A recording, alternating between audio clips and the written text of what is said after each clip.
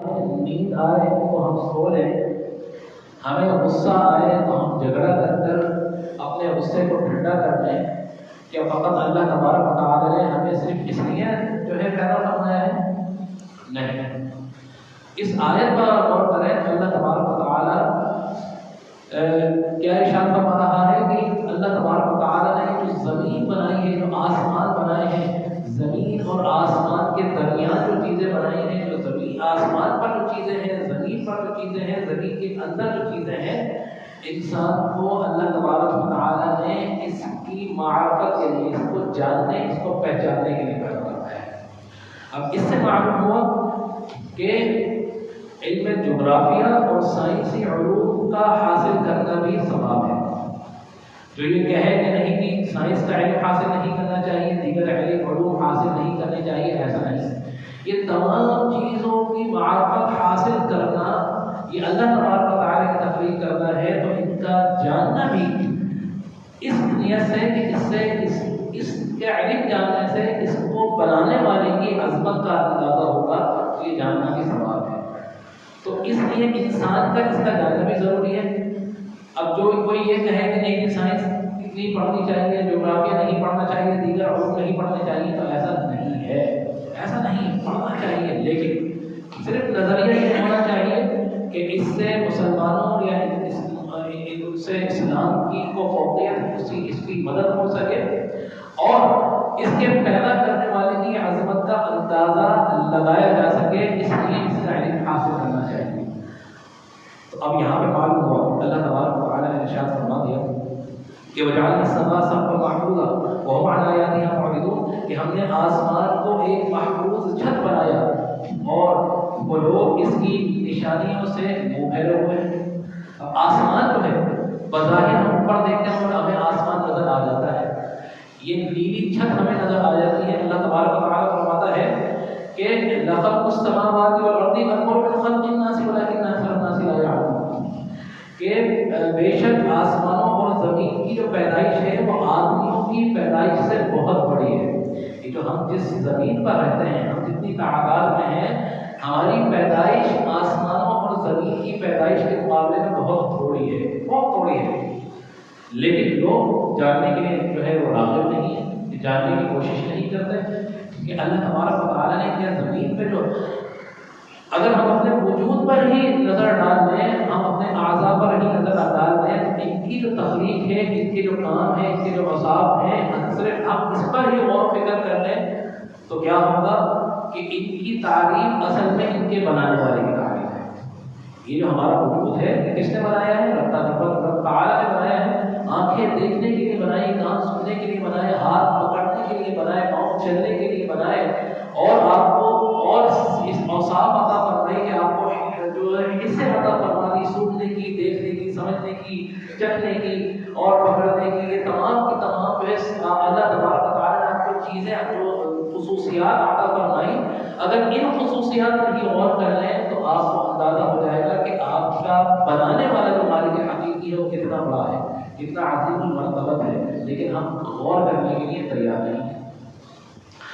اگر ہم اپنے جسم پر ہی غور نہیں کرتے تو ہم اللہ تبارک و تعالیٰ کے جو دیگر مخلوقات ہیں، جو سیارے ہیں، ہم کس طرح ان پر غور کریں کہ آسمان کتنا بڑا ہے۔ اللہ تبارک و تعالیٰ فرماتا ہے کہ زمین جتنی بڑی ہے اس سے بڑا سورج ہے، لیکن انسانی آنکھ جب سورج کو دیکھتی ہے تو سورج کتنا نظر آتا ہے؟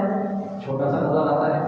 اللہ تبارک و تعالیٰ نے فرمایا کہ ایک ستارہ ہم نے ایسا اتنا بڑا بنایا ہے زمین سے کہ زمین سے 100 گنا بڑا ہے، لیکن وہ اتنا دور ہے کہ جب انسانی آنکھ اس کو دیکھتی ہے تو وہ چھوٹا سا نظر آتا ہے۔ تو اللہ تبارک و تعالیٰ نے انسان کی آنکھ کو یہ صلاحیت عطا فرما دی ہے کہ انسانی آنکھ جب دیکھتی ہے تو اللہ تبارک و تعالیٰ کے جو مناظر ہیں ان کو ان کے سامنے چھوٹے نظر آتے ہیں۔ کیوں بنا دیا؟ صرف اس لیے بنایا کہ انسان غور و فکر کر سکے، تفکر کر سکے کہ رب کائنات نے جو آسمان سجایا ہے، یہ آسمان پر جو ستارے سجائے ہیں، ستاروں کی تعداد اتنی زیادہ ہے کہ زمین کی تمام مخلوقات مل جائیں تو ستاروں کی تعداد کے مقابل نہیں آ سکتی۔ اللہ تبارک و تعالیٰ ارشاد فرماتا ہے کہ کئی ستارے ایسے ہیں کہ ان کی شکلیں مختلف ہیں، کسی کی شکل گرہ کی طرح ہے، کسی کی شکل بچھو کی طرح ہے، یہ بھی اللہ تبارک و تعالیٰ کی مخلوقیں ہیں، یہ جو علم جو ہے نجوم والے اکثر ہم نے دیکھا ہوگا جو یہ ستارے لے کر بیٹھے ہوتے ہیں تو ان کی شکلیں ستاروں کے غور سے دیکھیں تو ان کی شکلیں بھی ڈفرینٹ ہوتی ہیں. تو یہاں بتا دیا کہ ستارے مختلف ہیں، یہ شکلیں یہ ہمیں نظر نہیں آتی لیکن اللہ تبارک و تعالیٰ نے ان کو بھی صورت عطا فرمائی ہے. کوئی بیل کی طرح ہے، کوئی بچھو کی طرح ہے، اور بھی وہ اللہ تبارک و تعالیٰ کی مخلوقات کی طرح ہوتی. تو اللہ تبارک و تعالیٰ نے فرمایا، اللہ تبارک و تعالیٰ فرماتا ہے کہ ان کی حرکات و سکنات پر غور کریں کہ ان کی حرکات و سکنات کیسی ہیں. کوئی ستارے ایسے ہیں جو ایک ماہ میں سارے آسمان کا راز جو ہے سارے آسمان کو طے کرتے ہیں، یعنی کہ پورے آسمان کو ایک میں طے کرتے ہیں. کوئی ستارہ ایسا ہے کہ وہ تقریباً کوئی 12 مہینے لگاتے ہیں آسمان کو طے کرنے میں. کوئی ستارے ایسے ہیں جو 30 سال لگاتے ہیں آسمان کو طے کرنے میں. کوئی ستارے ایسے ہیں جو 30,000 سال لگاتے ہیں آسمان کو طے کرنے میں. یہ اللہ تبارک و تعالیٰ ہے. اب ان کی جو گردش اللہ تبارک و تعالیٰ نے فرمائی ہے، اگر غور کریں اور ذہن پر زور ڈالیں تو سوچیں، جو ہم نہیں کرتے، تو کیا اللہ تبارک و تعالیٰ نے کوئی بھی چیز بغیر کسی مقصد کے بنائی ہوگی؟ نہیں بنائی ہوگی. ہر چیز کا کوئی نہ کوئی مقصد ہے لیکن ہم اپنی اس عقل کو استعمال نہیں کرتے. ہم اپنی عقل کو صرف اپنے ذاتی مسائل میں الجھے ہوئے ہیں. پیدا ہونے کے بعد بچوں کو جو ہے اسکول میں ڈال دیا، اسکول میں ڈالنے کے بعد ان کو بچوں کی ایک رسم ہے کہ ان کو اتنا پڑھانا ہے، اتنا پڑھانے کے بعد ان کو یہ کام کرانا ہے، جوان ہو جائیں گے، کمانے لگیں گے، شادی ہو جائے گی، ان کے بچے ہو جائیں گے، پھر ان کے اپنے بچے بڑے کر لیے، ان کو پڑھا لیا.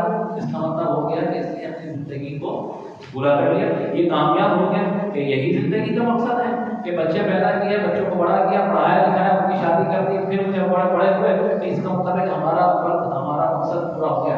یہ مقصد نہیں ہے انسان کا. انسان کا مقصد کیا ہے کہ اللہ تبارک و تعالیٰ کی معرفت حاصل کرنا. لیکن اللہ تعالیٰ کی معرفت کس طرح حاصل ہوگی؟ کوئی بھی کمپنی اپنی گاڑی بناتی ہے تو اس گاڑی کی خصوصیات بیان کرتی ہے، پوری ڈیٹیل آ جاتی ہے، پرفارما آتا ہے کہ اس گاڑی کی یہ خصوصیت ہے، یہ آٹومیٹک ہے، یہ اتنے سی سی ہے، یہ جو ہے یہ اس کی خاصیت رکھتی ہے. اور اس میں اب ایسی آ گئی ہے گاڑی ہے کہ ابھی الیکٹرک گاڑیاں بھی آ گئی ہیں. تو کیا ہوتا ہے کہ اس سے اس کمپنی کی عزت کا پتہ چلتا ہے، وہ کمپنی کتنی اچھی ہے. آپ اگر کوئی چیز اپنے ہاتھ سے بنائیں گے تو آپ اس چیز کو جتنا بہتر انداز میں بنائیں گے، اس بہتر انداز میں بنانے کا مطلب یہ ہو کہیں گے جس نے یہ بنائی ہے اصل اس کی تعریف ہے کہ وہ کتنی جو ہے خصوصیت والا ہے. ابھی یہ پوری کائنات جس نے بنائی ہے اور انسان جس نے بنائے ہیں، جنات جس نے بنائے ہیں، تمام چیزیں جس نے بنائی ہیں، تو اگر انسان اس تمام کائنات پر اگر غور کرے، تفکر کرے، تو پھر آپ کو معلوم ہوگا کہ آپ کی مالک حقیقی کی عظمت کتنی بڑی ہے. تو لہٰذا یہ معلوم ہوا کہ علم سائنس سیکھیے، علم جغرافیہ سیکھیے، جتنے بھی علوم ہیں سیکھیے، اس لیے کہ اسلام کی مدد ہو سکے، مسلمانوں کی مدد ہو سکے، اور اس کے ذریعے اللہ تبارک و تعالیٰ کی عظمت کا علم انسان حاصل کر سکے کہ اللہ تبارک و تعالیٰ کتنا عظیم ہے کہ جس نے ہمیں اس دنیا میں پیدا فرمایا ہے، اس دنیا میں پیدا فرمایا ہے. تو معلوم کیا ہوا کہ اس آیت میں اللہ تبارک و تعالیٰ کیا بیان فرما رہا ہے؟ ان فی خلق السماء کیا بیان فرما ہے؟ ان فی خلق السماوات والارض واختلاف اللیل والنہار لآیات للالباب، کہ بے شک زمین اور آسمان کی تخلیق میں، دن اور رات کے آپس کی تبدیلیوں میں، ان کے اختلاف میں غور نہیں کرتے. عقل مند وہی ہے جو اس میں غور کرے، جو غور کرے گا وہ عقل مند ہے. غور کرنے کا مطلب یہ ہے کہ اللہ تبارک و تعالیٰ کی معرفت حاصل کرنا، اس کو پہچاننا کہ ہمارا رب ہے کون، کہ جس کے پاس ہم نے لوٹ کر جانا ہے وہ ہمارا رب ہے کون. ہم نے اپنے رب کو ہی نہیں پہچانا پھر کیا پہچانا؟ دنیا کو پہچانیں گے، دنیا بنانے والے کو پہچانیں. تو انسان کا اس کا گول کیا ہونا چاہیے، اس کا مقصد کیا ہونا چاہیے کہ اللہ کی پہچان کرنا، اس تخلیق، اس کائنات کی کے بنانے والے کی پہچان کرنا، یہ ہمارا گول ہونا چاہیے. اپنے بچوں کی اس طرح تربیت کریں، اس طرح تعلیم کریں کہ ان کے اندر تجسس پیدا کریں، وہ علم سیکھیں، صرف رٹا نہ لگائیں، اس کو سمجھیں، سمجھ کر علم سیکھیں. جو سمجھ کر علم سیکھے گا وہی آگے جو ہے بڑھتا چلا جائے گا اور ان سے ان کو دین کی محبت کی طرف ملائے. تو یہ اس آیت میں اللہ تبارک و تعالیٰ کا پیغام تھا کہ کائنات پہ غور و فکر کریں، تفکر کریں.